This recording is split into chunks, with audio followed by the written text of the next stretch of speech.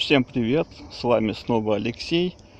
Сегодня я планирую снять повторно видео о костре финская свеча, который у меня не получился в прошлый раз, к сожалению, по многим причинам.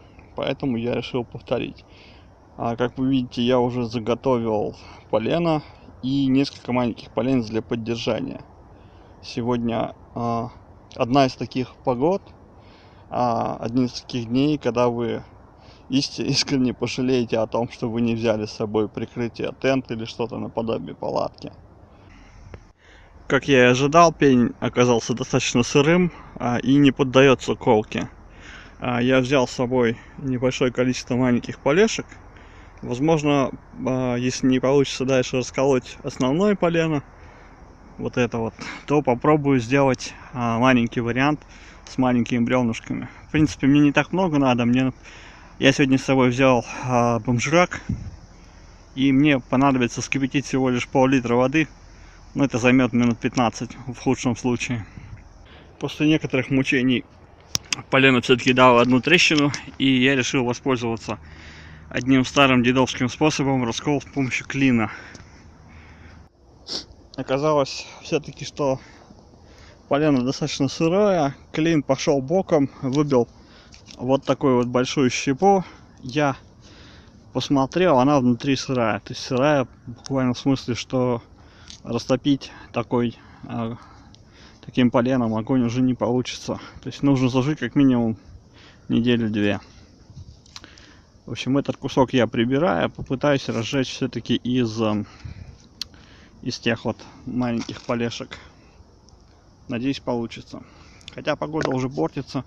Сейчас уже идет мелкий снежок, он быстро тает, и в принципе от него все намокает. Ну, надеюсь, все равно что-нибудь получится. В общем, ввиду того, что полено большое расколоть нормально не получилось, и оно оказалось сырым, я взял несколько маленьких полешек, состругал в них вот таким вот образом внутри немножко, с одной стороны как бы стружки, составил их вместе втроем, ну, наподобие того же принципа, как делается финская свеча. Сейчас я набью середину берестой и опилкой и попробую ее распалить. В общем, как-то так. Так как погода сегодня достаточно гадкая, я решил не маяться с огневом и просто попытаться сразу зажечь зажигалкой. Посмотрим, что получится.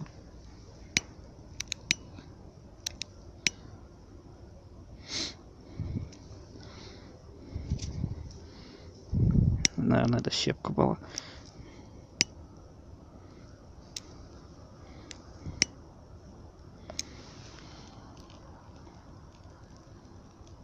Береста занялась. Надеюсь, щепки тоже сейчас быстро примутся. Конечно, надежды большой нету, что все сразу получится, потому что эти полешки тоже были достаточно сырыми, потому что были взяты примерно в одном и том же месте. Но попытаемся сейчас еще подкидывать щепки. В всяком случае, может быть, что-то и получится.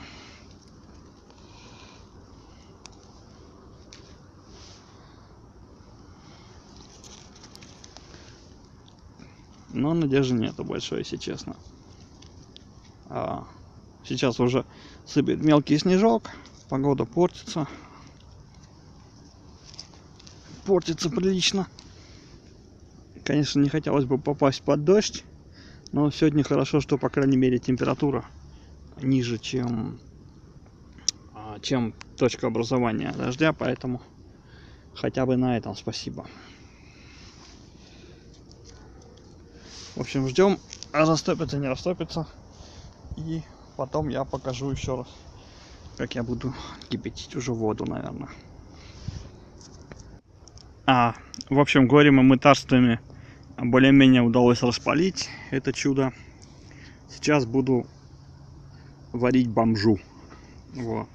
Поставлю пока воду кипятиться, показывать не буду, потом уже покажу, как вода кипит и все такое. Вот я уже установил котелок, жду, когда закипит. Как оказалось, достаточно странно. Я, в принципе, думал, что такой костер при разгорании сам по себе будет достаточно хорошо поддерживать как бы огонь внутри. Но оказалось, что все-таки периодически нужно подкладывать какую-то растопку мелкий хворост или что-то такое в центр, иначе он быстро затухает и внутри просто остается пекло, которое не поддерживается само по себе. Вот. И хотя многие хвалят именно этот костер за то, что якобы он обладает каким-то турбоэффектом, то есть, ну, в реальности огонь поднимается только в те моменты, когда реально там что-то наложено. Я надеюсь, по крайней мере, у меня все сильно не прогорит быстро и хотя бы успею воду немножко закипятить. Хочется бомжрака, потому что уже проголодался реально, пока все это делал. В общем так, уже началось постепенное закипание, появились первые пузыри. Ну, в принципе, уже видно, что она кипит. Еще буквально минут 5 в таком темпе я, наверное, уже смогу заварить бомжу. В общем, на закипание пол-литра воды в этом котелке у меня ушло порядка 5-7 минут. Периодически, конечно, пришлось подкладывать туда щепки различные, иначе он просто не горел. Возможно, я что-то сделал неправильно или какую-то ошибку допустил при возведении этого костра. Вот. Возможно, полноценная финская свеча, созданная из распиленных или расщепленных толстых бревен, более эффективно работает. Ну, в общем, в данном случае этот костер мне, не то чтобы не понравился, просто не вызывал большого эффекта на меня. Конечно, одним из преимуществ данного костра является то, что все-таки он относительно ветрозащищенный. И второе преимущество — это то, что огонь фокусируется вертикально вверх и позволяет, в принципе, достаточно быстро готовить пищу. Вот. Ну, можно считать, наверное, что данный эксперимент отчасти сложился, отчасти нет. Вам решать. В общем, как вы могли видеть, данный костер работает. Я эффективно закипятил небольшое количество воды. Если вам понравилось смотреть данное видео, ставьте лайки, подписывайтесь, если вы еще не подписались. Я всегда рад новым подписчикам. Распространяйте это видео между своими друзьями и прочими людьми, которые, возможно, заинтересованы в подобной тематике. Всем спасибо, до свидания.